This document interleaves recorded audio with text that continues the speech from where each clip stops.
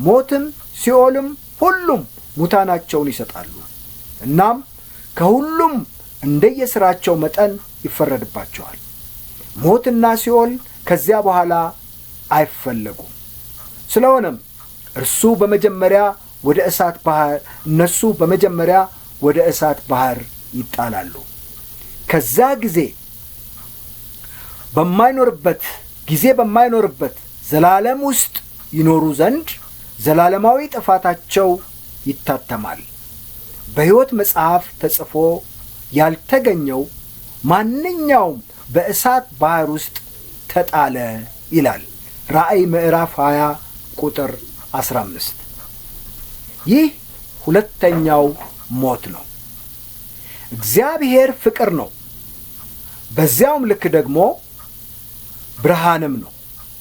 ለዘላለም የሚኖር ስሙም ቅዱስ የሆነ ከፍ ያለው ልዑል የቅድስናውን ጥያቄዎች ዝቅ ለማድረግ በፍጹም አይሞከርም፣ አይቻልም።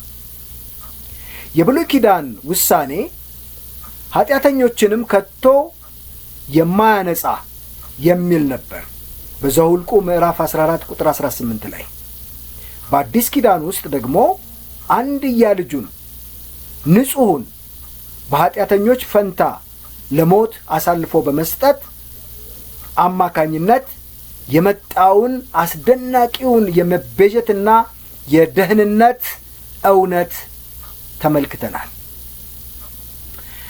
የእግዚአብሔር ፍትሕ ጉዞዋ በመቀጠል ቅድስና ጻድቅ በሆነው ላይ በቀራንዮ በትሯን አሳረፈችበት።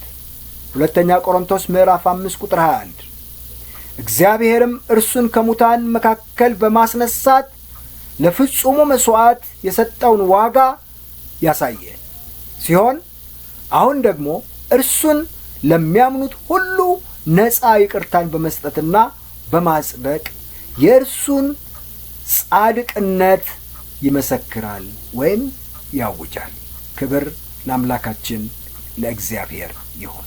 ሮሜ ምዕራፍ 3 ከቁጥር 25 እስከ 26። ይህንን ድንቅ ጸጋ ስጦታ የማይቀበሉት ወይም ቸል የሚሉ ሁሉ ውጤቱን በእሳት ባህር ውስጥ ለዘላለም በመሰቃየት ያጭዳሉ። ይህ አሳዛኝ ነው። አይድረስባችሁ፣ አይሁንባችሁ በኢየሱስ ክርስቶስ ስም። ኃጢአት የሚቀበሉትን ቅጣት አስፈሪነቱን፣ ዘላለማዊነቱን ለመግለጽ የእግዚአብሔር ቃል እጅግ በጣም ጠንካራ የሆነ ቋንቋን ይጠቀማል። በልጁ የማያምን ግን የእግዚአብሔር ቁጣ በእርሱ ላይ ይኖራል እንጂ ሕይወትን አያይም። ዮሐንስ ወንጌል ምዕራፍ 3 ቁጥር 36። በሲኦል ውስጥ ያለው ባለጠጋው ሰው በዚያ ነበልባል እሰቃያለሁ እያለ ቢጮህም ስቃዩን የሚያስታግስለት አንዲት ጠብታ ውሃ ማግኘት አልቻለም። ይልቁንም እርሱ ባለበት ስፍራ እና በበረከት በምሕረት ስፍራ መካከል ትልቅ ገደል እንደተደረገና ወደዚያ ማለፍ እንደማይቻል ነው የተነገረው። ሉቃስ ወንጌል ምዕራፍ 16 ከቁጥር 19 እስከ 31። በዚያ ልቅሶና ጥርስ ማፋጨት ይሆናል።